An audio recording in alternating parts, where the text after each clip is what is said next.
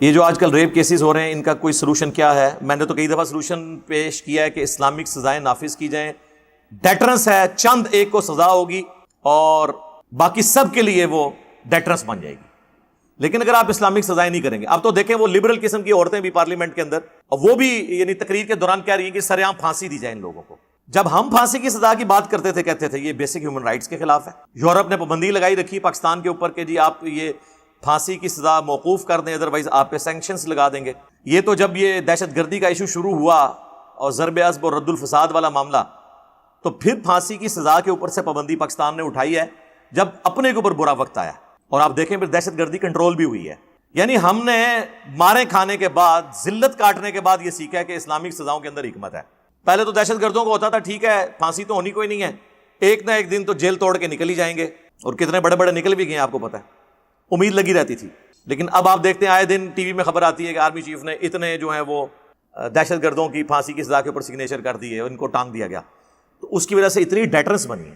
اس لیے میں کہتا ہوں ایکسٹرا جوڈیشل ایکٹیویٹیز جو بھی پرفارم کر رہے ہیں نا، خصوصاً مذہبی طبقے کے لوگ، ان کو عبرت کا نشانہ بنانا چاہیے، ورنہ ہر کوئی عاشق رسول بن کے دوسرے کو گستاخ رسول بن کے اڑا کے رکھ دے گا۔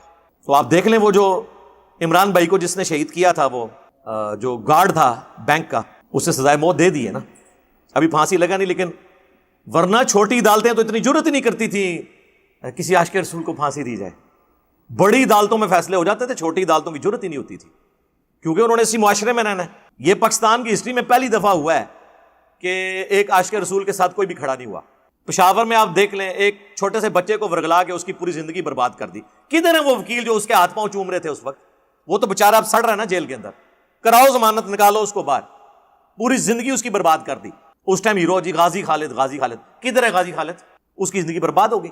میں نے نہیں دیکھا کبھی کسی مولوی کے بچے نے جا کے عشق رسول کے نام پہ کسی کو مارا ہو۔ کوئی ہے آپ کے علم میں تو مجھے بتا دے کبھی کسی مولوی نے خود مارا ہو۔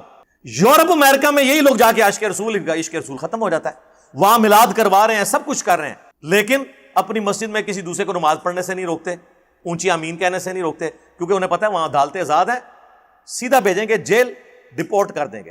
یعنی جہاں ان کی دنیا کی منفعت ہے نا، وہاں پہ نہ عشق رسول کی رگ پھڑکتی ہے ان کی۔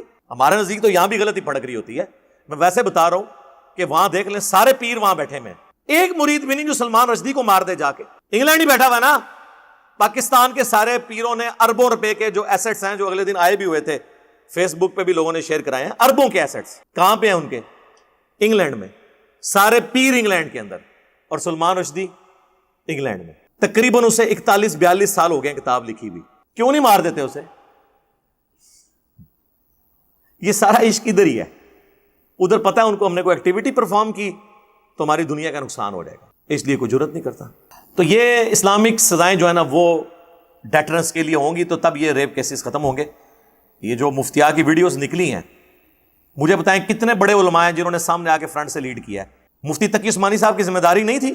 باقی تو ہر مسئلے میں یہ 4-5 بڑے بڑے مفتی اکٹھے ہو کے تو پریس کانفرنس کرتے ہیں، مفتی مریب صاحب بیٹھ جاتے ہیں وہاں پہ، تقی عثمانی صاحب بیٹھ جاتے ہیں۔ اس مسئلے میں سارے فرقوں کے مولویوں کو بیٹھ کے اکٹھا ایک فتویٰ نہیں جاری کرنا چاہیے تھا؟ ان کو پتا تھا کہ وہ بتا دیں گے کہ اور کہاں کہاں یہ سب کچھ ہو رہا ہے، انہوں نے کہا پردہ ہی رہنے دو۔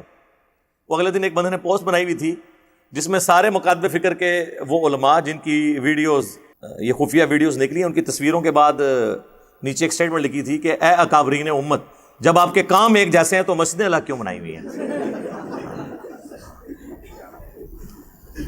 تو اتحاد امت کریں نا اے اکابرین امت، جب آپ کے کام ایک جیسے ہیں تو مساجد کیوں علیحدہ بنائی ہوئی ہیں؟